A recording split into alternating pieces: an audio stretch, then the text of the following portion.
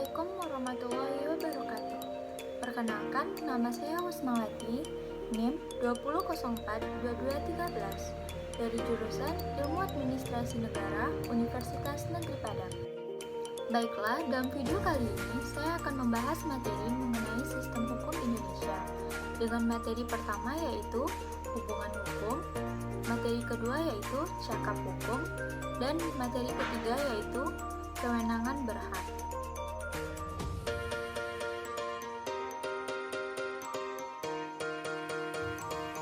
Hubungan hukum ialah hubungan antara dua atau lebih subjek hukum yang di dalamnya antara hak dan kewajiban pihak yang satu berhadapan dengan hak dan kewajiban pihak yang lainnya.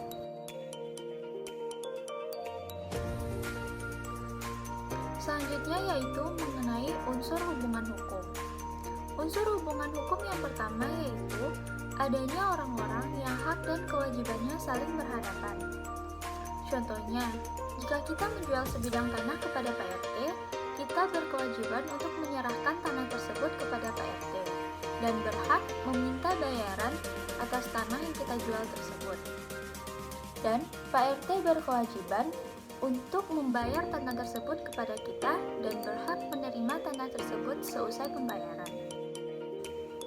Unsur hubungan hukum yang kedua yaitu adanya objek yang berlaku berdasarkan hak dan kewajiban tersebut. Unsur hubungan hukum yang ketiga yaitu adanya hubungan antara pemilik hak dan pengemban kewajiban, atau adanya hubungan atas objek yang bersangkutan. Dalam contoh kita yang tadi, kita dan Pak RT berperan sebagai pemilik hak dan pengemban kewajiban, sedangkan tanah menjadi objek yang menjadi dasar adanya hubungan hukum antara kita dan Pak RT. Materi selanjutnya yaitu syarat-syarat terjadinya hubungan hukum, atau syarat suatu hubungan dikatakan sebagai hubungan hukum. Yang pertama yaitu adanya dasar hukum yang melandasi hubungan hukum tersebut. Dasar hukum tersebut dapat berupa peraturan-peraturan yang mengatur hubungan hukum tersebut. Syarat suatu hubungan dikatakan hubungan hukum yang kedua yaitu suatu hubungan hukum mengakibatkan timbulnya peristiwa hukum. Selanjutnya yaitu jenis-jenis hubungan hukum. Jenis-jenis hubungan hukum yang pertama yaitu berdasarkan kedudukan subjek hukum yang melakukan hubungan hukum tersebut. Berdasarkan kedudukan subjek hukum yang melakukan hubungan hukum tersebut, hubungan hukum terbagi atas dua, yaitu hubungan hukum sederajat dan hubungan hukum tidak sederajat.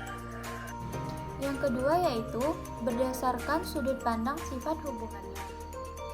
Berdasarkan sudut pandang sifat hubungannya, hubungan hukum terbagi atas yang pertama yaitu hubungan timbal balik. Dalam hubungan timbal balik ini, para pihak yang melakukan hubungan hukum sama-sama memiliki hak dan kewajiban. Yang kedua yaitu hubungan timpang.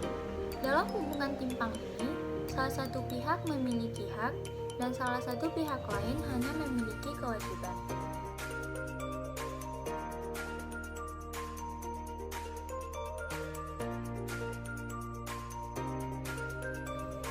Materi yang kedua yaitu cakap hukum.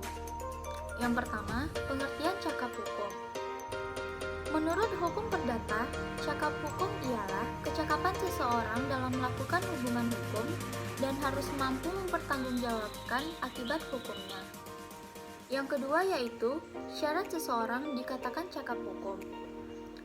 Seseorang dikatakan cakap atau tidak di dalam melakukan hubungan hukum tergantung dari bisa atau tidaknya seseorang tersebut dikatakan dewasa menurut hukum.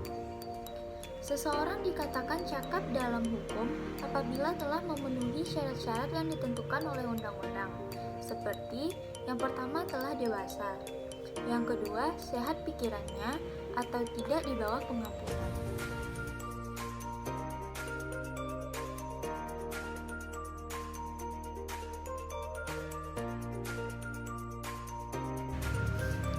Kewenangan berhak yaitu sebuah kewenangan yang bertujuan untuk mendapatkan semua kebutuhan asasi yang telah diberikan dari kita lahir hingga kita mati.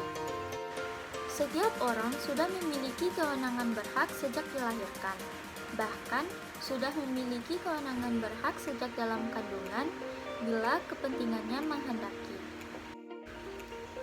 Kewenangan berhak setiap individu tidak dapat dihilangkan atau ditiadakan oleh suatu hukum apapun.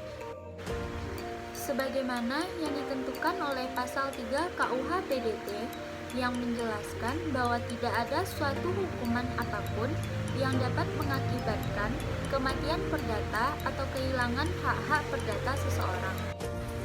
Baiklah, mungkin hanya ini yang dapat saya sampaikan dalam video kali ini. Mohon maaf apabila terdapat kesalahan dan kekhilafan. Semoga video ini dapat bermanfaat bagi kita semua. Assalamualaikum warahmatullahi wabarakatuh.